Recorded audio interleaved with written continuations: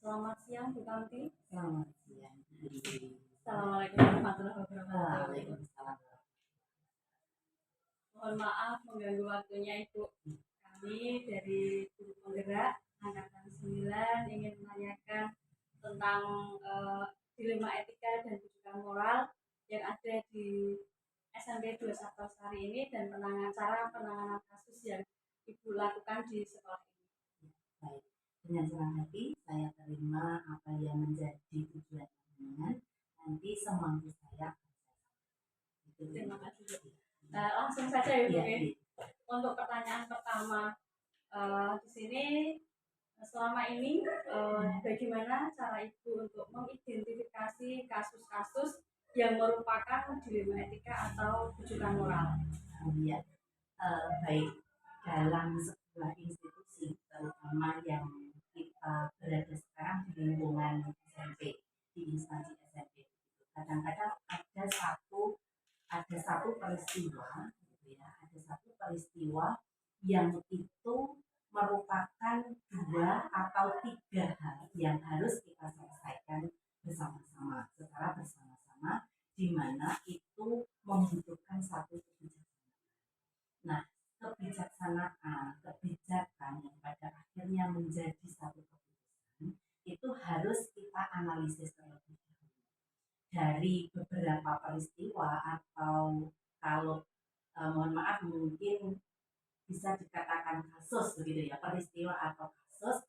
Nah, itu harus kita analisis masing-masing. Bagaimana tingkat kepentingannya, bagaimana kaitannya dengan juknisnya atau posnya, bagaimana kaitannya dengan dampaknya, kemudian bagaimana dengan kaitannya pertanggungjawaban internal maupun eksternalnya. Karena secara hukum begitu ya, karena kita tidak bisa lepas dari itu semuanya. Secara internal tentunya juga dikaitkan dengan kepentingan-kepentingan. Tentunya selama ini kita lebih pada mengedepankan kepentingan peserta didik atau siswa. Itu sudah menjadi prinsip kita, bahwa keputusan yang kita ambil di sekolah itu satu harus berpihak pada murid. Kemudian yang berikutnya mengedepankan etika atau norma-norma. Nah, itu. Kemudian yang berikutnya lagi juga tidak lupa kita harus memperhatikan bagaimana pertanggungjawaban di peraturan negara atau hukum.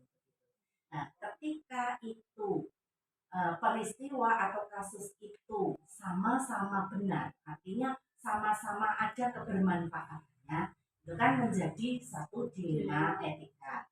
Nah, ketika 2 atau lebih, nah itu peristiwa atau kasus itu ada salah satunya yang kemudian non sewu menjadi negatif, berdampak pada hukum dan seterusnya, itu kan ada unsur rujukannya.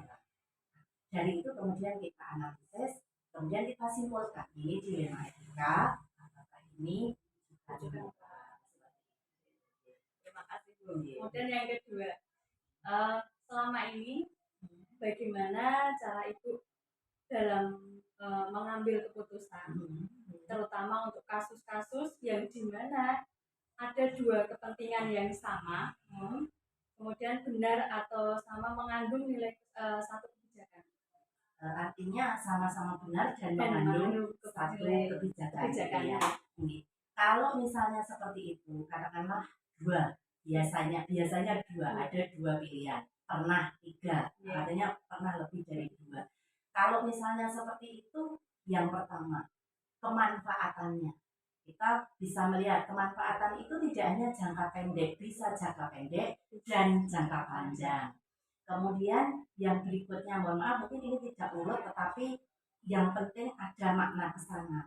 Bagaimana keberpihakan terhadap peserta didik, utamanya itu. Kemudian yang selanjutnya, tanpa meninggalkan bagaimana dampak ke depannya atas kebijakan yang diambil, itu jangan sampai menuai masalah baru secara internal, terutama misalnya ketika ini guru dengan guru, guru dengan siswa, siswa dengan siswa, seperti itu juga diperhatikan. Kemudian yang berikutnya lagi, bagaimana kedepannya kaitannya dengan hubungan dengan luar institusi, karena kita tidak bisa diri sendiri, tentunya ada pihak-pihak yang terkait. Kita katakanlah melayani siswa itu internal, eksternal kita melayani orang tua, melayani masyarakat, itu kita perhatikan. Kemudian yang berikutnya lagi itu juga nilai-nilainya kita perhatikan. Ketika kita mengambil satu keputusan ini, berarti kan ada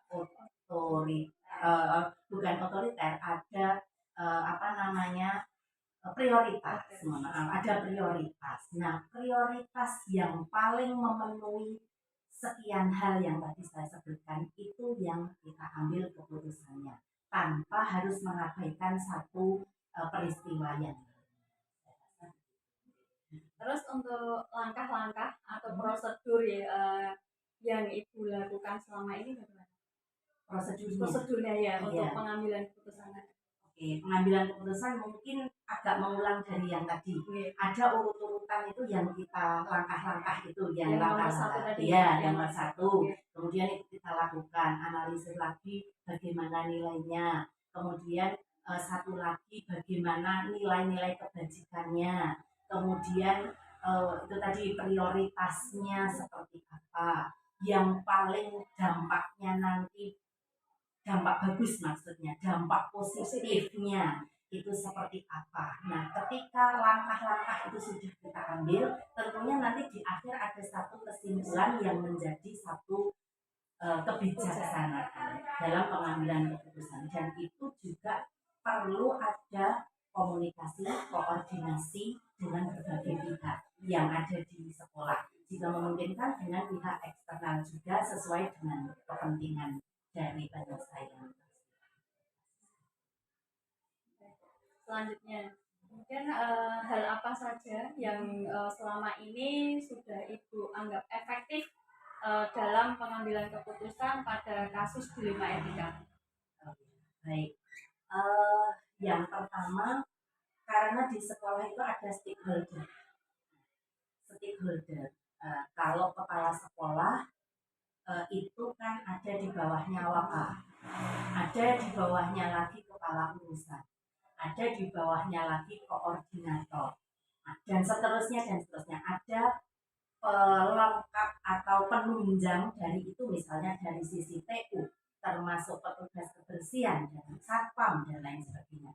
Nah, itu nanti secara bertahap. Kalau saya pertama bagaimana dengan Wakasepnya. Kalau Wakasepnya sudah, ini leading sektornya siapa.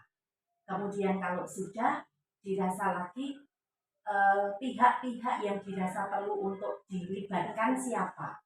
Nah, kemudian apakah ini kebijakan ini cukup internal sampai pada tahapan itu, ataukah memang perlu diflorkan. Ketika memang perlu diflorkan, kita adakan rapat, briefing, koordinasi, atau sejenisnya. Kemudian nanti kita minta masukan dari berbagai pihak atas alternatif yang kita ambil ya, gitu alternatif. Kemudian yang terbaik yang mana, nah, karena nanti pada prinsipnya setiap kebijakan itu bukan kebijakan kepala sekolah, tapi keputusan yang diambil saya terbiasa.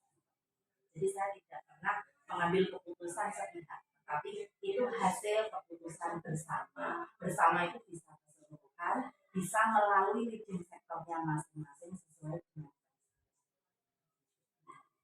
Kemudian selama ini adakah tantangan yang Ibu alami dalam menghadapi kasus yang ada di dilema etika ini? Iya, tentunya masing-masing peristiwa itu ada seninya, ada dinamikanya begitu. Tetapi dari seni atau dinamika itu, menurut saya itu ada tahapan yang ketika satu peristiwa sederhana gitu ditangani dengan atau kita lalui dengan sekian tahap. Nah, ketika ini lebih kompleks, nah, berarti ada pelibatan pihak lain yang lebih luas.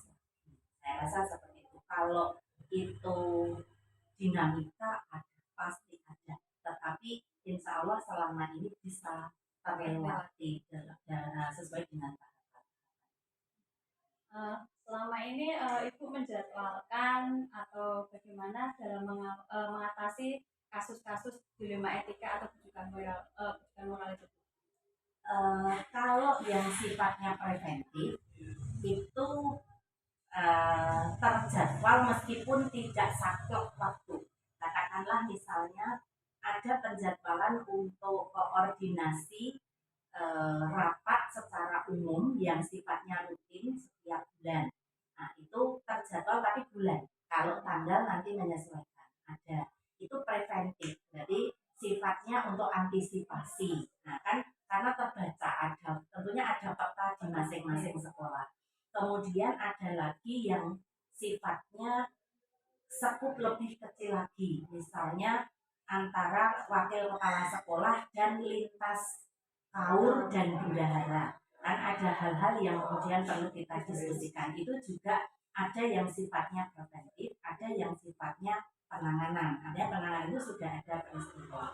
Kemudian ada lagi yang sifatnya itu insidental. Artinya ketika tiba-tiba ada sesuatu hal yang memang harus diputuskan, diambil satu kebijakan, nah, itu insidental. Saya kemudian ngaturi, mengundang, mengumpulkan beberapa pihak seperti yang saya sampaikan sebelumnya, kita diskusi ambil. Kemudian Bu, di sini adakah faktor-faktor apa yang membuat Ibu lebih mempermudah dalam mengambil suatu keputusan? Oh iya, yang pertama saya membiasakan untuk terbuka. Yang pertama terbuka itu dalam arti sejak awal saya sampaikan bahwa masukan, gagasan, ide, strategi apapun silahkan untuk bisa disampaikan ke sekolah. Bisa lewat kepala urusan, bisa koordinator, bisa lewat waka, bisa langsung ke saya. Dan apapun bentuknya itu kemudian dikomunikasikan. Gitu.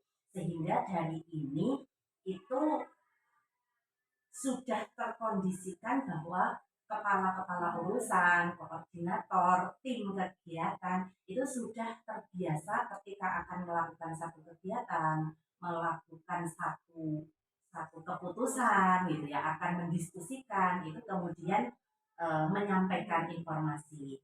Ini urgent atau ini jam berapa, ini kapan kita akan diskusi, koordinasi seperti itu sehingga keterbukaan teman-teman, kebersamaan teman-teman, solidnya stakeholder yang ada di sekolah itu menguntungkan. Alhamdulillah.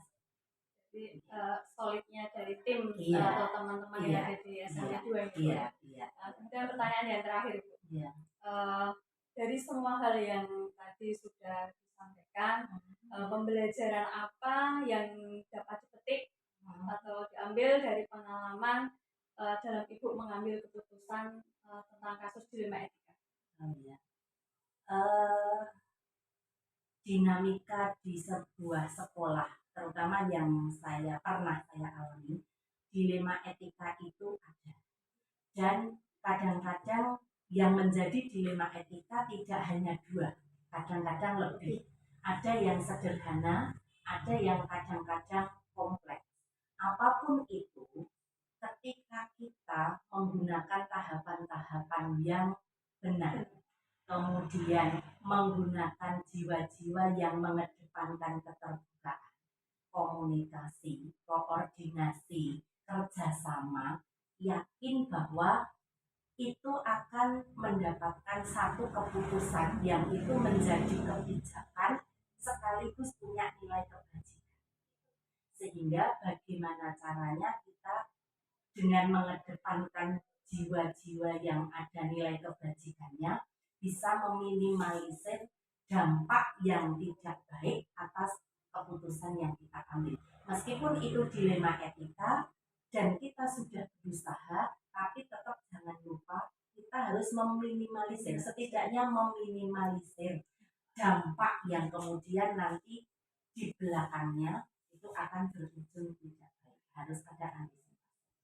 Saya rasa mungkin demikian Bu pertanyaan dari kami. terima kasih atas apa yang telah disampaikan oleh Ibu. Semoga menambah pengetahuan saya untuk nantinya dalam mengambil keputusan tentunya tentang dilema etika dan kebijakan moral itu. Nah, saya sampaikan sekali lagi terima kasih atas waktunya, sudah meluangkan waktu, dan kami ucapkan banyak terima kasih. Selamat bertugas kembali, Bu. Dengan senang hati, semoga bermanfaat. Ya.